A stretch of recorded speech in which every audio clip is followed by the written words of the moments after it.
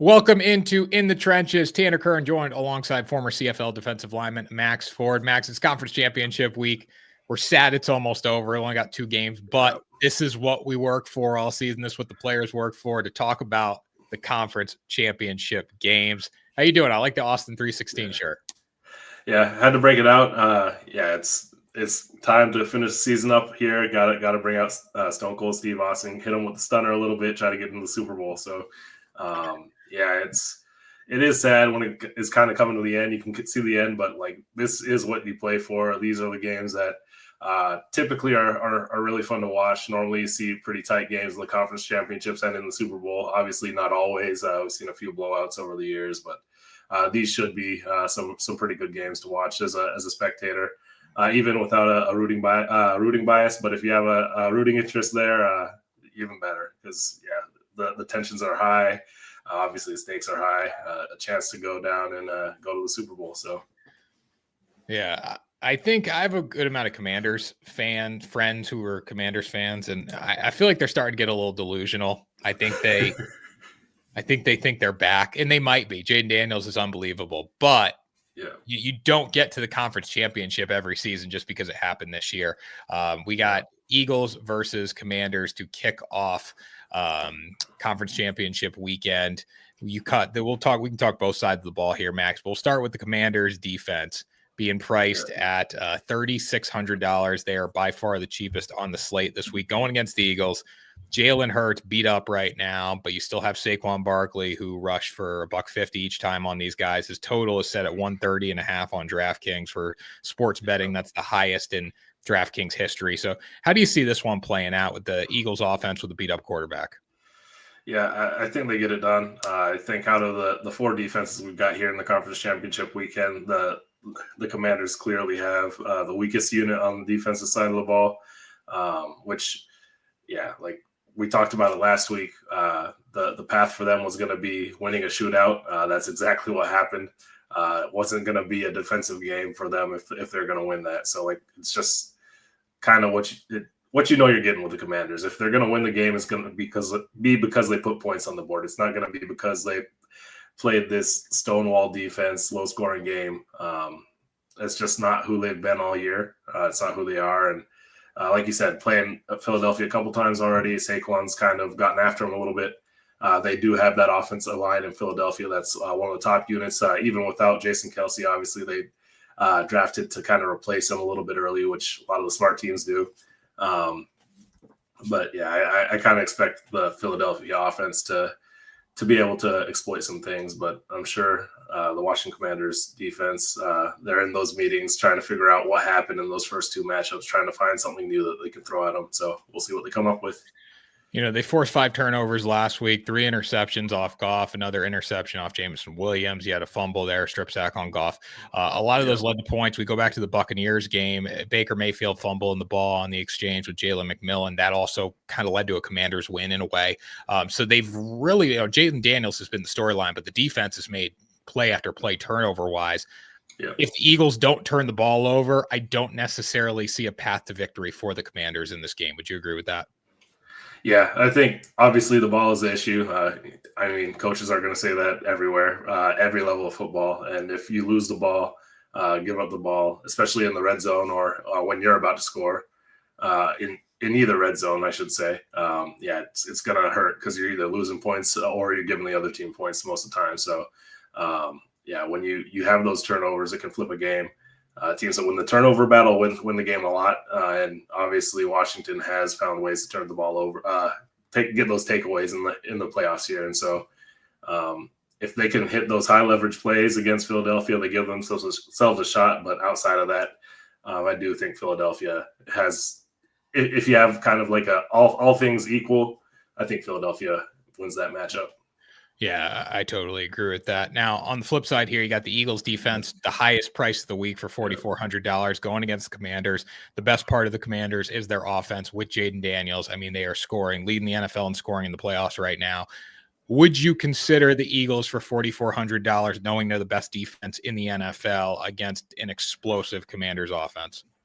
I would consider it. We got 4 teams here. I do think I know we're going to get into the other matchups here coming up, so I don't want to get too much into that, but I do think Philadelphia, at that price, I can consider it. It might not be my favorite play of the week, but especially with Sam Cosmi going down for Washington last week, one of their best offensive linemen there for Washington. And then you have Jalen Carter, obviously, has been playing lights out football all year long, but especially during the playoffs, he's really seen him take another step up and elevate his game, which is what the best players do. So I think that's going to really hurt in the interior. Like missing Sam Cosmi and having Jalen Carter play like he has right now is not a good combination for the Commanders. I can see, the pocket getting pushed pretty early and often, which Jaden Daniels obviously can help his offensive line because he's a mobile guy, but you don't want to have him on a run for his life all game long. So I think it's going to be tough for him. I think that he's going to make plays. He's shown that he can do that, but I don't think he's going to make enough plays to play winning football. As we're talking about the game here, and when we talk about Philadelphia Eagles defense as a fantasy play, I do think they'll get their fair share of sacks, and I think the pressure probably leads to a turnover or two. Yeah, I'm in full lockstep with you on that one here. We're both on the Eagles to win this game. I think if the Eagles don't win this game, it would be a big surprise. It'd be a massive upset as good as the Commanders are playing. You look at Philadelphia right now. They have the horses on both sides of the ball. They win the trenches. The only position I'd say, Washington has the advantage right now is quarterback when you look at Jalen Hurts, who's beat up, but he's better than a Kenny Pickett than the final 3 quarters of the second meeting. And when he left the game, they were up 21-7. So it should be interesting. Yeah. So, we have the big game after this. Max, before we talk about this one, I want your opinion on why are the Kansas City Chiefs such a villain? I found a stat this week. Roughing the passer calls since 2018. Yeah. Josh Allen's gotten 38. Mahomes has gotten 31. And Allen's thrown the ball 813 less times than Patrick Mahomes. And then that was posted. I saw that in the comments were revolved around, well, you got to look at the situations for the flags and the magnitude for the flags. Maybe the Chiefs get these calls. They do get some calls, but maybe they get the calls because they're great at selling things. They're just elite winners. Like that's what I look at it as. Mahomes selling the helmet to helmet. Like he's just good at doing that stuff. And that's why he's going to get calls and they win, What do you think? Maybe I shouldn't have wore the wrestling shirt today because, I do think he's selling a few of these more than I like for me. I just don't feel like that's the way you're supposed to play football. You're supposed to be able to leave it all on the field. And when you're exploiting rules that are meant to protect you, as a defensive player, it just frustrates me a little bit because like that slide he had last week, which, to be honest, I don't even know if I could call it a slide. Like he kind of fell down, and then it was helmet to helmet friendly fire. But he gets the call, and it's just, I don't know. Like to me, it's not when you're taking advantage of the rules like that. It puts other quarterbacks at danger as well, not just yourself, because defensive players start taking hits. And I'm not gonna sit here and say that hit that I forget his name, but the guy took on Trevor Lawrence earlier this year. That wasn't a clean hit, but at the same time, like those kind of plays are what lead to hits like those. And you don't want to see either of those in the game. I don't think it's right. It bothers me. I did see the same stat that Josh Allen has gotten a few more roughing the passer calls, but I also think that the ones that he's getting, even if they're borderline, he's not going out of his way to sell them most of the time. And I'm not a big fan of what Patrick Mahomes is doing with that. He doesn't need to do it. He's a great quarterback. He plays the game at a high level. You don't need to do all that other stuff to me. But I mean, as an offensive player, I love it. I think it's awesome. Of course. I think it's great what he's doing and selling it. And, because in the end of the day, you play to win the game. So if I'm a defensive player, and I know it can be hard for defensive players, the rule does not favor defensive players at all.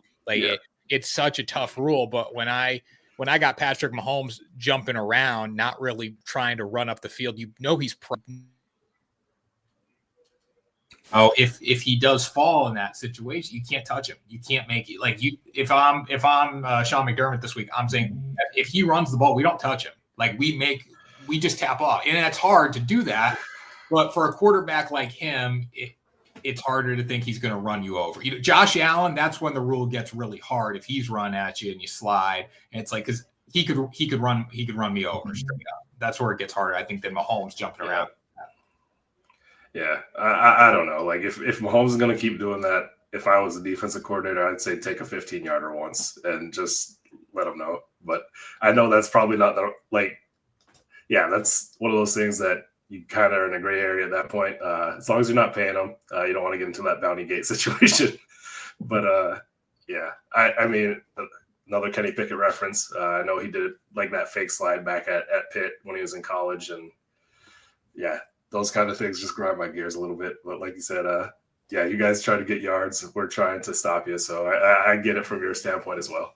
Yeah, I mean, it comes down to whatever it takes there for a quarterback. And, Patrick Mahomes said today, he said, I love being the villain. Like, I'm embracing the villain. And there was a time, it's crazy to think the transformation of this. Like, there was a time when everyone wanted to see Patrick Mahomes win. And now this team is the most hated in the NFL. And they embrace that. And I think that's why they've been one of the reasons they've been so good.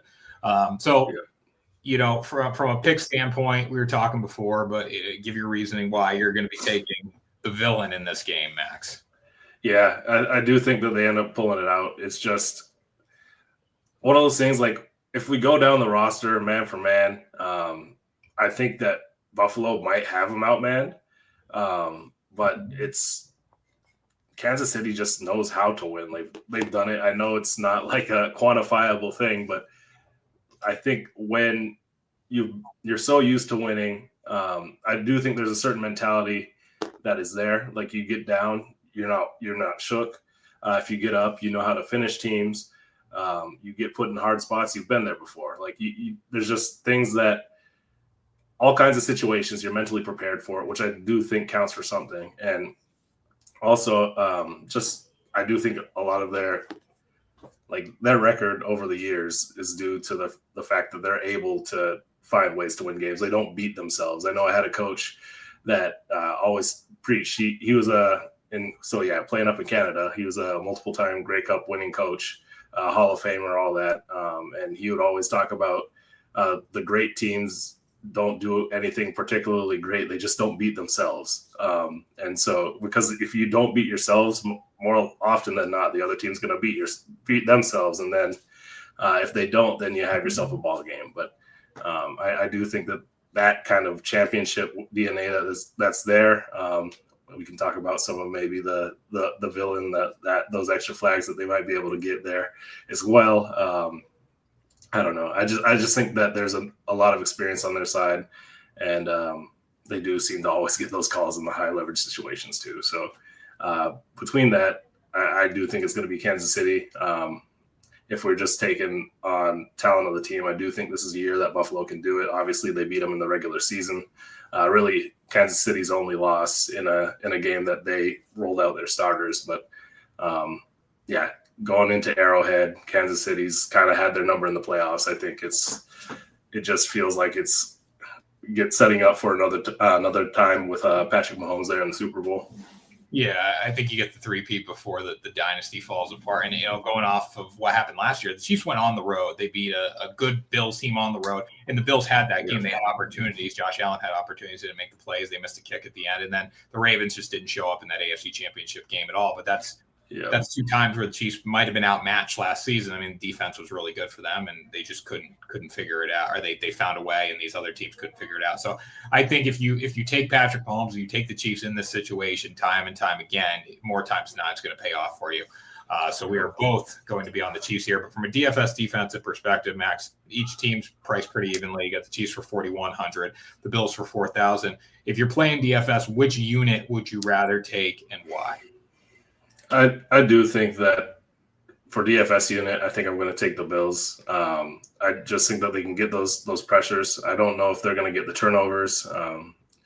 I know Josh Allen at times during his career has been prone to turning the ball over, but I think in this game he'll be able to hold on to it as well. I know You're probably going to see a little bit of pressure from the interior there. Obviously, Chris Jones, Karlaftis is kind of coming on a little bit. Had 3 sacks in the game last week. I do think he'll be pressured, but they're both tough to bring down, like in different ways. Like Josh Allen is tough to bring down in the classic way that he's a big dude that can run fast and run away from you. So like, it's hard to get that guy on the ground. He'll make plays when he's pressured that might be better than the way they drew it up a lot of times. And last sentence, same thing could be said for Mahomes, but he's not the kind of guy that's going to like outrun you, or he's not going to power over you. He's just kind of got that like just creative streak to his game, I guess, where he extends plays and makes something happen. So I think both of them probably going to see some pressure during this game, because I think both defensive fronts can generate the pressure. I don't know that either one of them necessarily going to turn the ball over. They've been pretty decent about protecting the ball recently, but I do think that if we're talking about sacks when we get into DFS defenses here, I think that Mahomes is a little bit easier to get on the ground, because he's not the guy that's going to pull away from you as much. And he's not going to truck you for sure. So I think there's a slightly better path to points there, trying to get him on the ground, get those sacks, and kind of get your DFS points there. Yeah, I think there's upside for each guy. I think Allen has been great not turning the ball over, but if I'm going to pick somebody to turn the ball over this game, it's going to be Josh Allen, because he's going to try more plays. I think Patrick Mahomes is definitely easier to get on the ground from a sack perspective. I also think the Chiefs defense and Steve Spagnuolo, I trust a little more in these big game spots. I trust McDermott, great defensive mind, but I'm going to lean towards Spagnuolo there. And again, you might get burnt by Josh Allen on some long runs and some rushing touchdowns, but at the same time too, I think there's a higher probability for turnovers. And if I trust this defensive front with Karlaftis and Chris Jones to get anybody on the ground, I think they can do it with Josh Allen. So I would lean towards them. Again, either way, I think you're in a situation where this is a possession battle kind of game where there's not a lot of turnovers and there's not a lot of action. I would not be on the over 47.5 here. Yeah, this is I kind of was alluding to a little bit when we talk about that NFC game. I do think this game probably ends up being a little bit more defensive. And even though I like that Philadelphia defense, that play at that price, even though it's the highest price on the slate, I do think both of these are probably better plays. I see this game being a little bit more defensive, even though you do have an explosive offense in Buffalo, and an offense that's proven historically to be explosive, even if every week we're talking about it's not necessarily recently. This AFC game feels like it's more likely to be, like hit the under. The NFC game might see some more points. So I think these two defenses are probably my two favorites, with slight lean to Buffalo for me. Yeah, definitely. So, I think we're both, would you say you're more excited about the 4:30 game? Or the 6 game, I mean? Yeah, time zones. But I think so. Like, I think it's just, there's something for a legacy. You're playing for a legacy there a little bit. And storylines. I know we talk about with wrestling a little bit there. I think the storylines are there. So I think it's fun. You have somebody you want to root for. You have somebody you want to root against. But I think it'll be good. But that's what I don't get to, and we can close with this. I don't get why people want the Chiefs to lose. So I want to see the Chiefs in the Super Bowl. And I want because again, if you get Jaden Daniels versus Josh Allen in the Super Bowl, it's like sweetheart versus sweetheart, and we just can't. You need a villain. You need a heel. Oh yeah. No, and I feel you there. And so from that standpoint, we get it back again for the Super Bowl if Kansas City pulls it out, and if we can get Washington to pull it out. But I know neither of us kind of think that's going to happen. Washington make it in there. But I think over the years that New England had all that success. I know you're Boston area guy, so it might be a little bit different for you. But I don't know. I couldn't stand it. But as Tom Brady kind of progressed in his career, got older, I came to respect it a lot more. And looking back at it, I look back at it fondly now. When it was happening, I absolutely hated it. It's just one of those things. I think when you're the team that wins, people hate it. Kansas City, I don't know if it's going to be the same feeling that I have 10, 15 years from now. And I'll look back and be like, man, that was a fun team to watch. I don't know. Maybe I will. Maybe I won't. These penalties kind of. Well, Brady got the penalties too. Let's be honest. They changed rules for him, so yeah, probably look back at it similarly. But it's just like one of those things. Like that 16-0 season, I was rooting so hard against them in the playoffs, and looking back at it, it's like, man, I could have seen a perfect season in my lifetime, and now it's gonna be even harder because we're 17 games and maybe going to 18 games. So. Yeah. It's one of those things like, man, I kind of wish I would have won now. But yeah, I think that's, yeah, you get the Chiefs. Everybody kind of hates them from that perspective. And yeah, it makes for good storyline. So if they win, it would be fun to see them against like that baby face in the Commanders. Or I know a lot of people aren't on the Eagles. They're kind of a little bit of, like, I guess, a villain light, so maybe them versus Buffalo, but we'll see if we get either of those matchups. Will be fun. Yeah, people think the Eagles are villains too, and again, I guess they kind of are. But if you get Chiefs versus Eagles, it's just like what villain do you want to root for? I think people would still want to see the Chiefs go down as a whole and root for the Eagles with Saquon and all those guys. But yeah, you need the Chiefs. Realistically, I think you need the Chiefs. I like watching greatness. You got to have the heel, the villain. Like if the Chiefs are going to get beat, it means more in the Super Bowl than it does in the conference championship game. Like it's like WrestleMania versus Royal Rumble or something.